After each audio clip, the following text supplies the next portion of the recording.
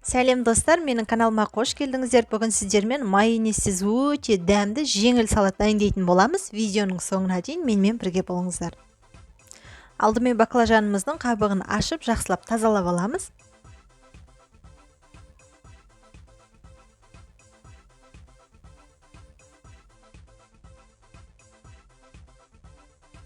Баклажанымызды дәл видеодағыдай ұзынша етіп тураймыз және су құйылған ыдысқа саламыз.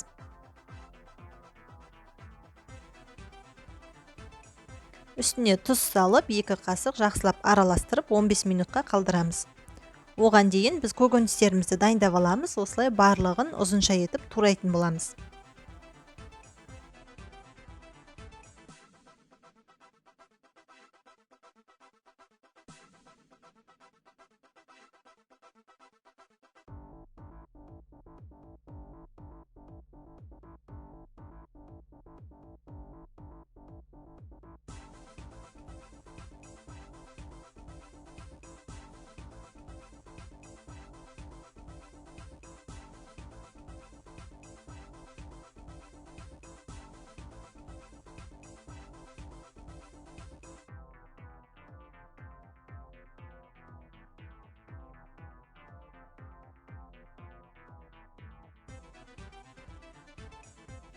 Мен жуа мен укропты пайдаландым. Егер сізде болмаған жағдайда басқа да зелендерді пайдалана беруіңізге болады. Баклажанымызды судан сүзіп алып, 2 жұмыртқаға салып, жақсылап араластыратын боламыз.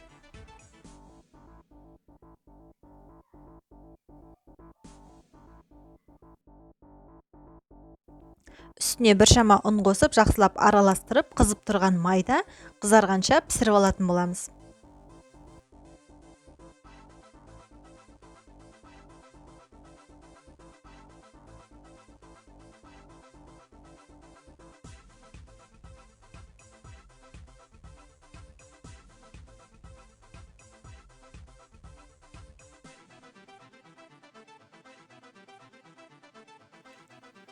Піскен баклажандарымызды осылай салфетка төселген тарелкаға түсіріп аламыз.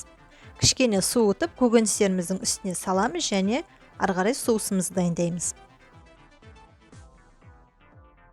Соусына 5-6 тіше сарымсақ және оливковый масло, соевый соус, 1 қасық бал қосамыз натуральный және дәміне қарай тұз қосып, жақсылап былғап салатымыздың үстіне құйып, әбден араластырамыз.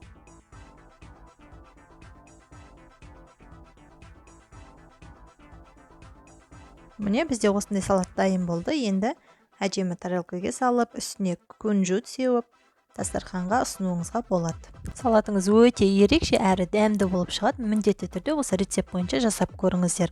Егер видеом ұнаған болса, менің YouTube каналыма тіркеліп, жанында қоңыраушаны басыңыздар. Күнде жаңа рецепттермен бөлісетін болам. Лайк басып, комментарий қалдырыңыз. Ас болсын.